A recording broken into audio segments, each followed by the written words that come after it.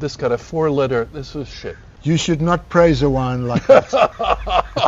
It is not nearly as good as shit. We are doing Portuguese wine tasting. Did I say it right? You said it right. Okay. So I have no experience with this, and then, so we have a special guest today, Andre. So you'll be taking over for me. All right. Could you introduce yourself? Yeah, I'm studying winemaking at UC Davis. So in the near future, hopefully open up a winery in Algarve. It's a nice place. The weather is pretty close to California, so hopefully we can produce wines that are similar to California wines. Here today, I think we're doing Douro wines. Douro is the only place in Portugal that produces fine wine. It's just that the mix of wines, for several different reasons, we're doing mostly Douro wines. It's an important tasting in the context of we need to decide the quality of the wines. How good are they, and is there a place for them on the international stage if correctly marketed? Do they represent value for money? Is there a reason to buy those in a world that's got just chock-a-block of beautiful wines at all price points? I've been to Portugal at least 10 times. I love Portugal, and I really like many Portuguese wines. I love Portuguese food. There are similarities between California and Portugal, in that in most of the world of wine, what matters more is north-south or south-north, depending upon which hemisphere you're in. So in the northern hemisphere, in most places, the farther north you go, the cooler it gets, and the farther south you go, the hotter it gets. In both Portugal and in California, at times, east-west matters more. So you have, for both California and for Portugal, you have an ocean to the west, the immediate west, prevailing winds coming from the west, over the ocean, bringing in maritime air, and so there being cooler temperatures at the coast. As you go inland, and particularly over mountain ranges, things get hot, very hot in a hurry. So we got Atlantic, and we got the Mediterranean climate. Yeah, so the Mediterranean climate is not going to be influencing Portugal hardly at all. Okay. It's all going to be in the south, in the south, in the Algarve. Yeah. But up on the other side, on the west side, no. Yeah. And the differences being is that during the growing season, the Pacific Ocean, where we are here in California, is colder than the Atlantic Ocean is. Different during the wintertime. The Pacific for us here tends to be warmer than the Atlantic is during the wintertime in Portugal. Also, if you think about the wines of the Douro is most famous, arguably the most famous place in the world, for port. Fortified wines. Wines that are made up the Douro River. Gets hotter and hotter as you go up, part of what Patrick was saying, going east, higher. And these are grape varieties that are grown for the production of port. Now, because port is fortified to retain the sugar, what you need is grapes that color very, very deeply, so that with not 100% extraction of the color to dryness, you can leave the sugar for the sweetness in the wine when you fortify it with brandy spirit or grape spirit. So it is as well to have grapes that color very deeply. The major wine grapes that are used there, Touriga Nacional, Suzão, Tinta Barroca, Touriga Francesca, and some of them are thought to be the same as each other, but some not. Some add various things that all balance out. But essentially, we're looking at a region that is much more famous, or has been up until now, for its fortified wines. Arguably, as red fortified wines go, Port is the most famous place in the world to make these kind of wines. What can you do in these areas, with grapes grown in the same place, warm climate, to make dry wine? That's what we're going to be looking at today, dry, unfortified wine. And one could argue, not even a warm climate, a hot climate. Hot climate, absolutely. And they've been dealing with a hot climate for a long period of time. And again, the emphasis has been on fortified wines. And so it's different when you're making table wines. The other thing is that in these vineyards, they're field blends, and you can have 13 different varieties. So there's a lot of variability in terms of grapes that are going into the table wine. There's many different variations in terms of altitude and exposition. So there's lots of different variables. And the folks in the port region, in the Douro, have been dealing with heat and dryness for a long time. A long time. Not only that, but the traditional way of making wine in this part of the world is to press the grapes in lagares, granite troughs, and pressed by foot, stomping the grapes in the lagares. I've stomped the grapes in the lagares, have you? And some of the wines that we're tasting today are made exactly that way.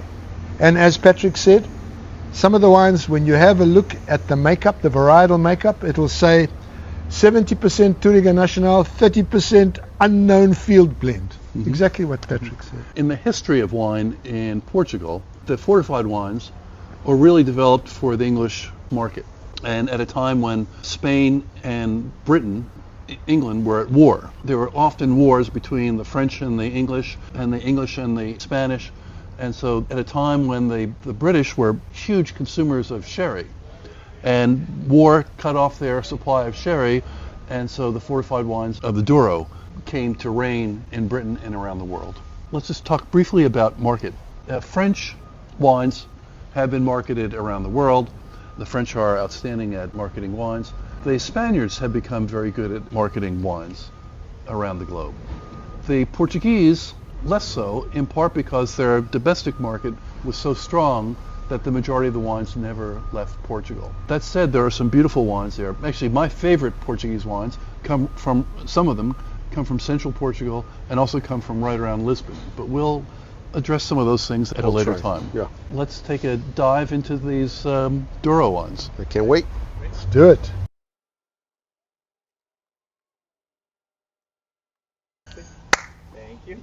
Hello, hello, hello, hello. Okay, let's rate this. I want to start because I know Peter. He's gonna get the number 6. He wants. I'm going to do number 5 and 7. Peter gets to do 6 and 8. What is it? The host's prerogative. Host prerogative. So, Muy amigo. let's see. So wine number 5, medium plus garnet, red in color. There's some clearing at the rim. Anise, dark fruit, some hefty alcohol on this. There was nice fruit on the wine.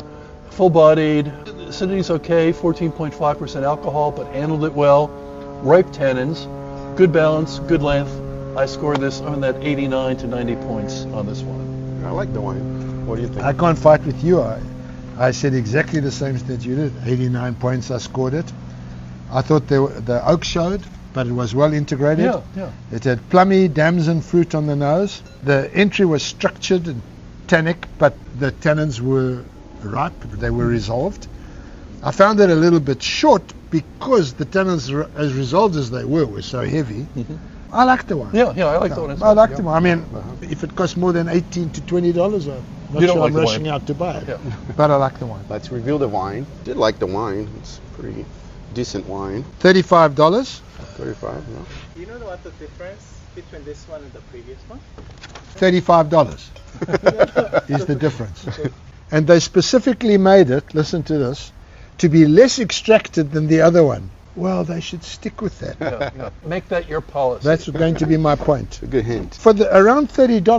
Not bad. Yeah, no. Not bad. Yeah. That wine. Again, for somebody who wants a lot of fruit, a lot of power in the wine, but it's drinkable, go for it. I would buy this wine. I would buy it certainly with your money. I think it's a bit expensive, but if I were looking for a blockbuster, want to be hit in the face kind of wine, it's not bad. And if you pair it up with a chunk of steak about this size, I can do that. Though that said, I have had wines from more famous regions that cost multiples of this. That this was a better drink than. Okay.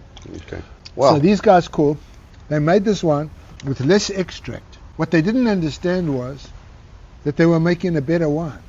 Yeah. So for me, that's the problem with the winery. They make a wine half the price of their flagship that's better, and they don't even know it. But that's sometimes the case, isn't it, though? Yeah. They, not this winery, but many wineries think that more extraction, more oak is going to give them more. It gives them less.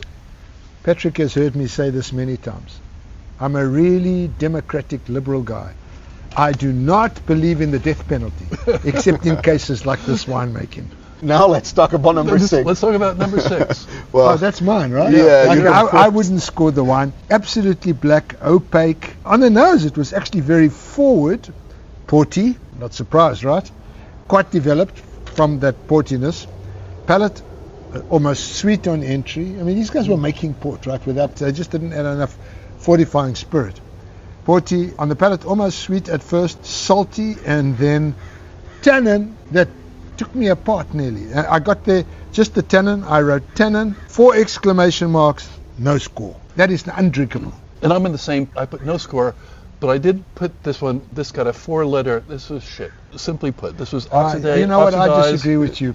You should not praise a wine like that. It is not nearly as good as shit. it's a Madeira port, kind of Madeirized port. Maderized port. Yeah. So yeah, no score. It's oxidated. Sum up. Number 7. Let's see what Oh it yeah, is. let's see what Oh it yeah, is. yeah. Oh. Let us see who we Okay. should hang. Or just make them drink it. 67.50. Oh my. Is that the price that they would pay me to drink a glass of it? I'm up.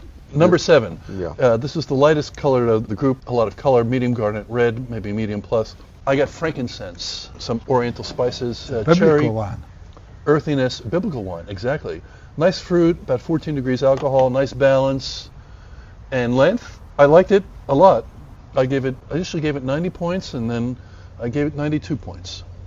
Yeah, it's improving for sure. Yeah. I like the wine. I thought of the wines so far, this is the one that was not from Yeah, Douro. the Douro. I agree. I couldn't figure out where it was from or what it was made from. There was nothing there for me. It was very tannic entry and sort of lowish fruit. In the end, I quite liked the balance, and the fruit grew a little bit, but I just couldn't shake the fact that this is kind of budget wine. That I think this is budget wine.